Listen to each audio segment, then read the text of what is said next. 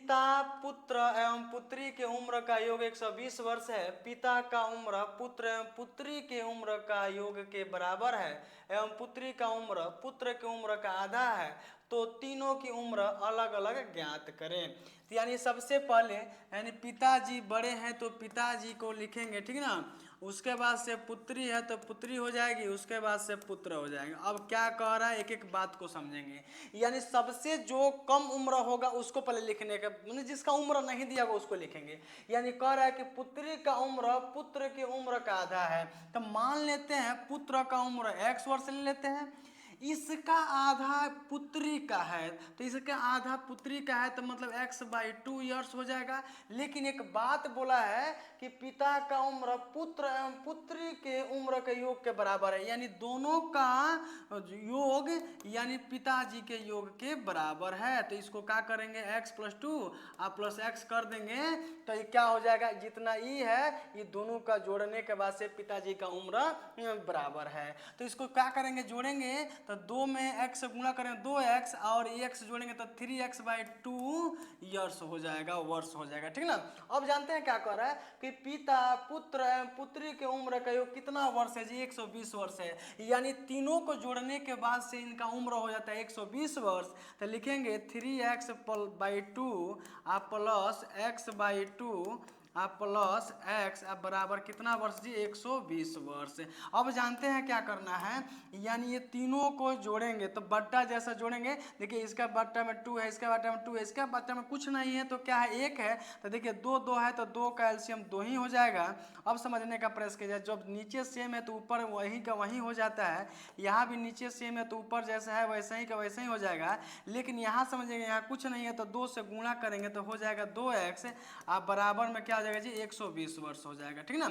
अब क्या करेंगे, इसको जोड़ेंगे तो देखिए 3 और x जोड़ेंगे तो 4x हो जाएगा, 4 और 2 6x हो जाएगा, क्या हो जाएगा जी 6x हो जाएगा। और 6x बट्टा में क्या हो जाएगा, 2 हो जाएगा, आप बराबर में 120 वर्ष हो जाएगा। अब जानते हैं काट देंगे, यानी 6 दूना 12 यानी 20 बार में कट जाएगा। और तिरछा तिरछी गुणा करेंगे तो x बराबर यानी 20 दूना क्या हो जाएगा जी, 40 वर्ष। यानी अब समझने का प्रयास कीजिएगा, x का मान निकल गया। जब x का मान निकल गया तो x किसको माने थे, तो यहाँ देखिए यानी पुत्र को x माने थे, तो यानी पुत्र का उम्र कितना वर्ष हो गया जी, 40 वर्ष हो गया। पुत्र का उम्र कितना वर्ष हो गया, यानी 40 वर्ष हो गया। तो 40 वर्ष हो गया तो क्या करेंगे यहाँ लिखेंगे 40 वर्ष, ठीक ना, यानी 40 वर्ष हो जाएगा।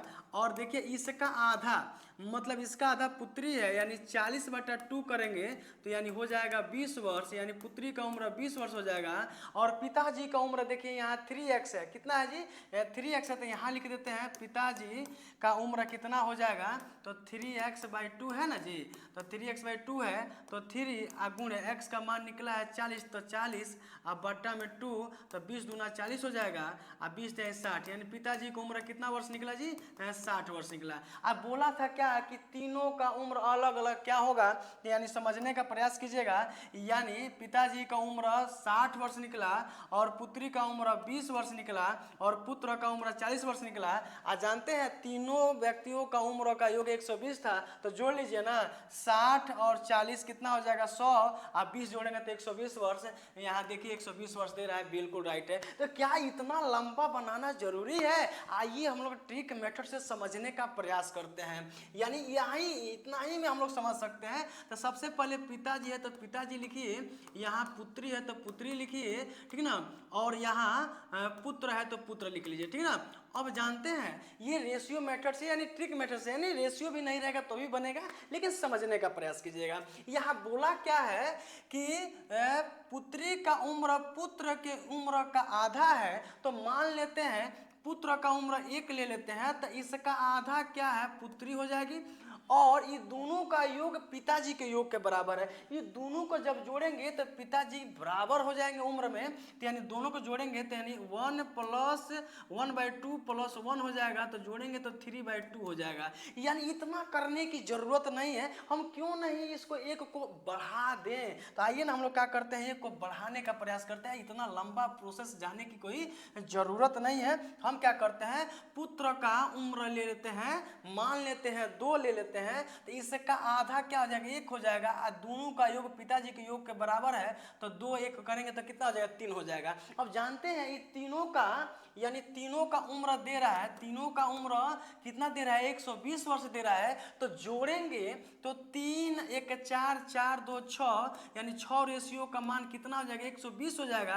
काट देंगे 6 दूना 12, यानी एक रेशियो का मान 20 वर्ष निकला। जब एक रेशियो का 20 वर्ष निकला, अब जानते हैं क्या करना है, 20 में 3 से गुणा करेंगे तो पिताजी का उम्र निकल जाएगा। कितना निकल जाएगा जी, 20 में 3 से गुणा करेंगे 20 तिहाई 60 वर्ष पिताजी का उम्र हो जाएगा, ठीक ना। उसके बाद से 20 में 1 से गुणा करेंगे 20 वर्ष पुत्री का उम्र हो जाएगा। और 20 में और 2 से गुणा करेंगे 20 दूना 40, 40 वर्ष किसका उम्र हो जाएगा जी, पुत्र का उम्र हो जाएगा। तो क्या ये बेसिक मेथड हुआ, ये ट्रिक मेथड हुआ, क्या आप लोग को बिल्कुल समझ में आया? समझ में आया हो तो कमेंट बॉक्स में जरूर कमेंट कीजिएगा। चलिए नेक्स्ट वीडियो में मिलते हैं, तब तक के लिए जय हिंद।